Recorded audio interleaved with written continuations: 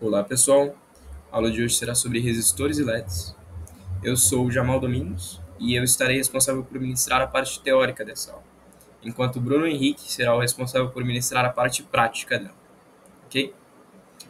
Primeiro, o que é um resistor?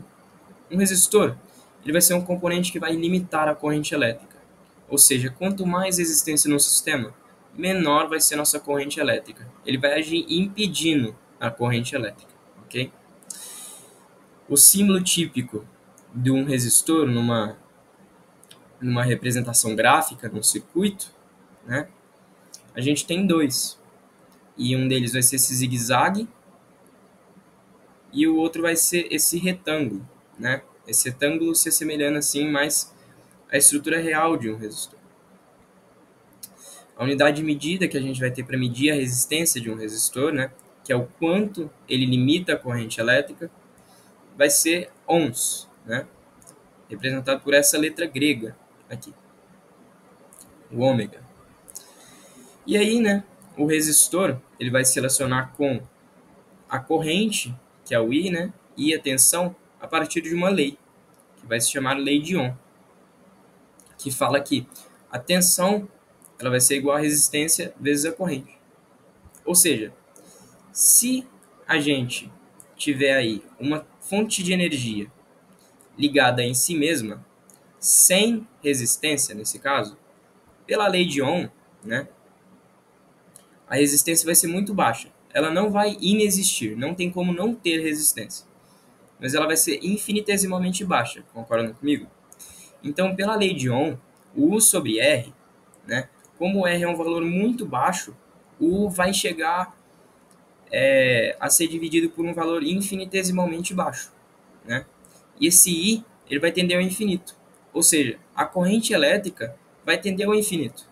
O que vai poder acarretar aí, né, a queima de uma fonte de energia, se a gente não utilizar o resistor para dividir a tensão nesse circuito, ok?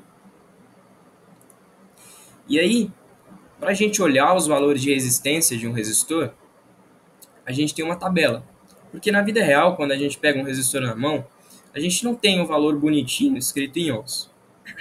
A gente tem um código de cores.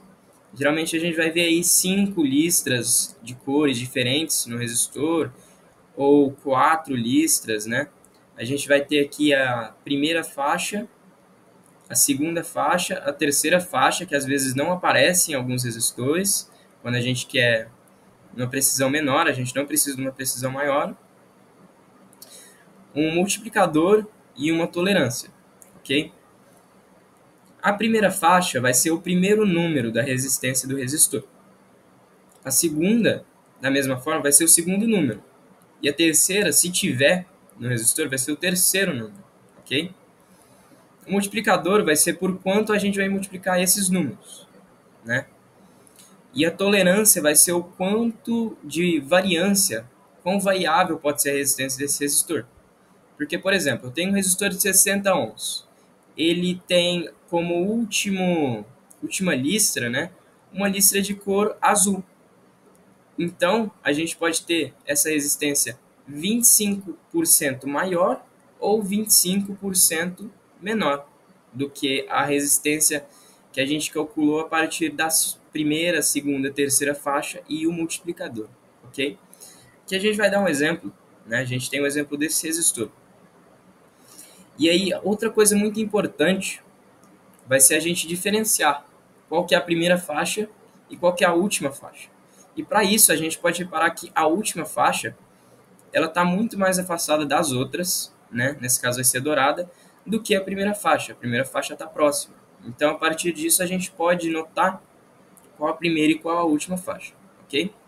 Agora, para o cálculo, a gente tem aqui a primeira cor, marrom. Se a gente olhar aqui, qual que é o número da primeira faixa do marrom? 1. A gente coloca 1.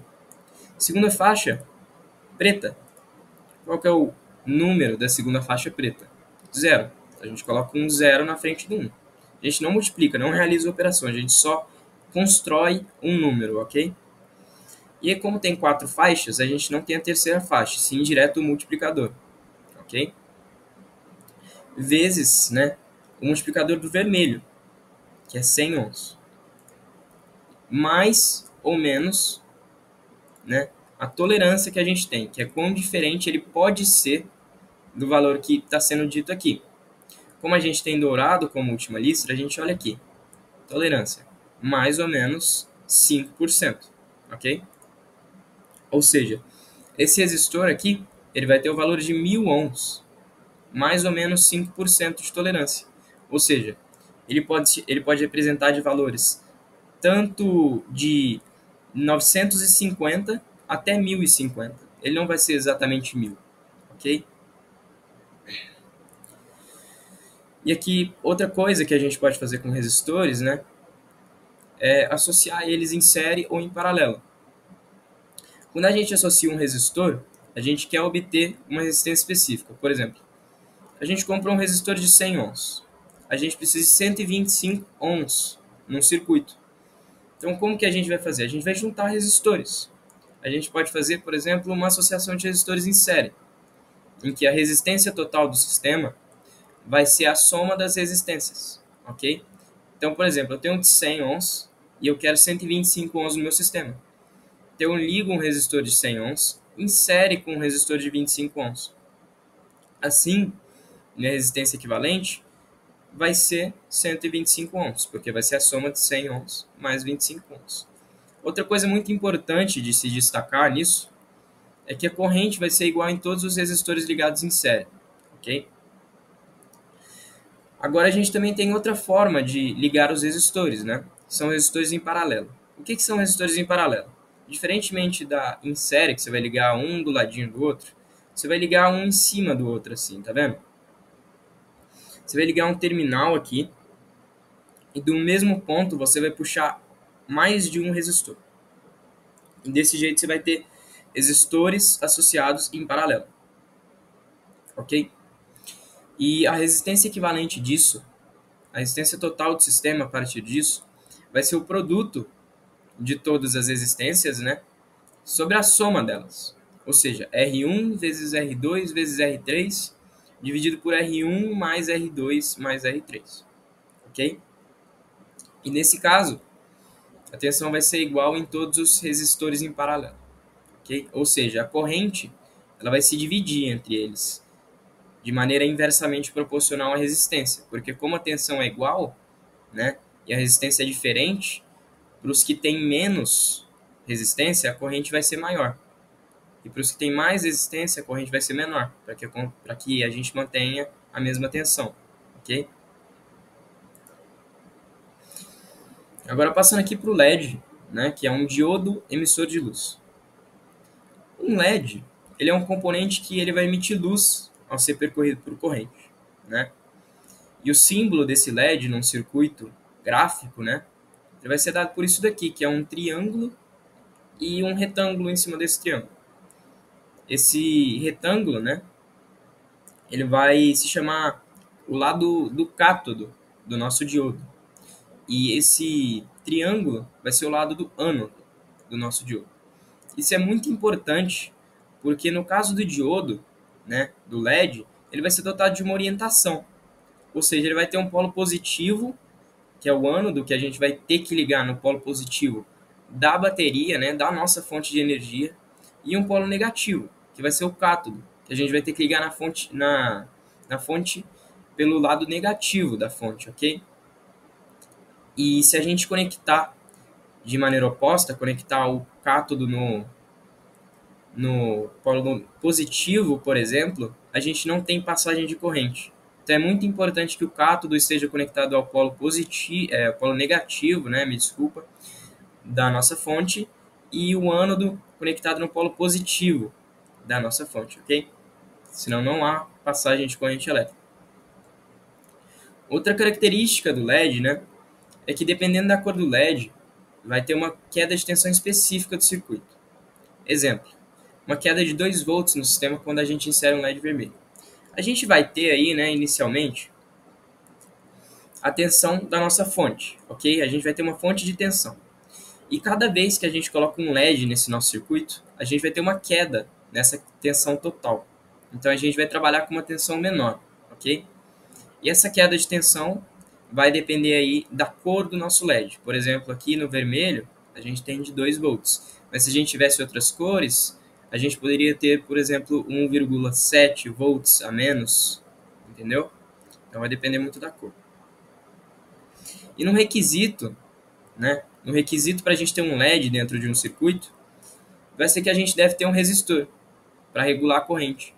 Porque, como a gente disse antes, se a gente não tiver resistência no circuito, a corrente vai tender ao infinito e vai queimar o motor. E vai queimar o LED junto também, né? E provavelmente também pode derreter o fio por causa da intensidade da corrente elétrica.